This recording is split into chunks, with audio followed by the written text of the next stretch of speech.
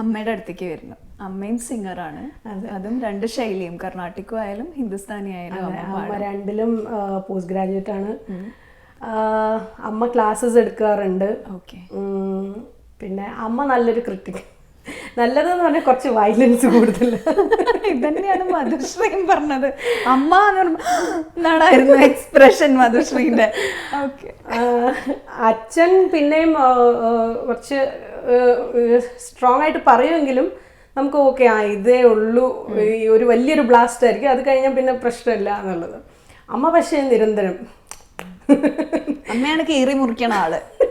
അതെ, മധു എന്നാലും അത് ഒന്ന് പറഞ്ഞിട്ട് ഇങ്ങനെ ഇങ്ങനെ പറഞ്ഞോണ്ട് അടുത്ത കച്ചേരി വരാൻ തന്നെ പറഞ്ഞോണ്ടിരിക്കുന്നതാണോ? അതെ അതെ. മധുശ്രീ എന്ന് പറയുന്ന അനിയത്തിക്കുട്ടി. അതെ, മധുശ്രീനെ വിട്ടുമാറാനായിരുന്നു എനിക്ക് ഏറ്റവും, ഇങ്ങോട്ട് ചെന്നൈയിലോട്ട് മാറിയപ്പോൾ എനിക്ക് ഏറ്റവും വിഷമം ഉണ്ടായിരുന്നത്. എപ്പോഴൊക്കെ സമയം കിട്ടിയാലും ഞാൻ അവളെ ഒന്നിക്കിൽ ഇങ്ങോട്ട് ചാടിക്കും, അല്ലെങ്കിൽ എന്തെങ്കിലും ചെയ്യും. മധുശ്രീ പറഞ്ഞു ഇപ്പൊ BA മ്യൂസിക് തന്നെ അവിടെ ചെയ്യാൻ കാരണം ഉള്ളതുകൊണ്ടാണ്. അതെ, അപ്പോൾ അവളും ഞാനും നന്നായിട്ട് അടികൂടും.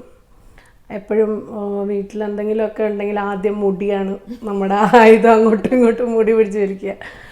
ഇങ്ങനെയൊക്കെയാണ് വഴക്ക് സ്റ്റാർട്ട് ചെയ്യുക. പിന്നെ കുറച്ച് കഴിയുമ്പോൾ എന്തായാലും ലാസ്റ്റ് ഞാനാ കരയുക. അത് ശരി, അവളെന്തായാലും ജയിക്കും. കാരണം എനിക്ക് അത്രയും ഇത് ചെയ്ത് നിൽക്കാൻ പറ്റും. പിന്നെ ഞാൻ കരഞ്ഞ് പിന്നെ അമ്മയടുത്തും അച്ഛൻ്റെ അടുത്ത് പോകുമ്പോൾ പിന്നെ രണ്ടുപേർക്കും കിട്ടും. എന്തായാലും ഞങ്ങളുടെ രണ്ടുപേരും നല്ല വ്യത്യാസമുണ്ട്. ഏജ് ഏതാണ്ട് 7-7.5 വയസ്സ് വ്യത്യാസമുണ്ട്. പക്ഷെ എന്നാലും അടികൂടുന്ന കാര്യത്തിലൊക്കെ രണ്ടും സെയിം. അമ്മ പറയും അതിൻ്റെ അത്ര പോലും ബുദ്ധിയില്ലല്ലോ. മധുവന്തി എന്ന് പറയുന്ന സിംഗർ അല്ലെങ്കിൽ മ്യൂസിഷ്യൻ ഇപ്പോൾ ചെയ്തുകൊണ്ടിരിക്കുന്ന പ്രോജക്ട്സ് എന്താ? ഇപ്പോൾ ഞാൻ ആക്ച്വലി എൻ്റെ റീസെൻറ്റ് അമ്പിളിയാണ്. അത് കഴിഞ്ഞിട്ട് പെണ്ണാൾ എന്ന് പറഞ്ഞിട്ടൊരു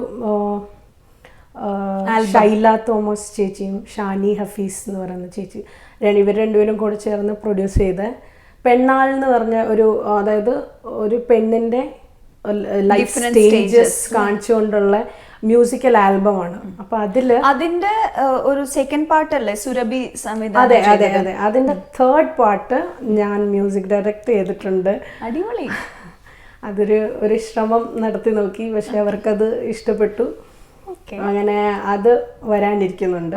അപ്പൊ അതാരാ പാടിക്കണത്? അത് ഷാനി ഹഫീസ് എന്ന് പറഞ്ഞ ചേച്ചിയാണ്. ആ ചേച്ചി തന്നെയാണ് ലിറിക്കും എഴുതിയിരിക്കുന്നത്. അങ്ങനെ അത് പാട്ടൊന്ന് പാടുമോ? റിലീസായോ? പാടാമോ? അത് ആക്ച്വലി റിലീസായിട്ടില്ല. മാരിവിൽ പൂത്തേ നിന്നാലേ കാത്തിതാ വെച്ചേ കണ്ണാലേ താലോലം ചാഞ്ചാടും രാക്കിളിച്ചില്ലമേൽ പയ്യാരം പായുന്നു നീർമുത്തുകൾ മാരിവിൽ പൂത്തേ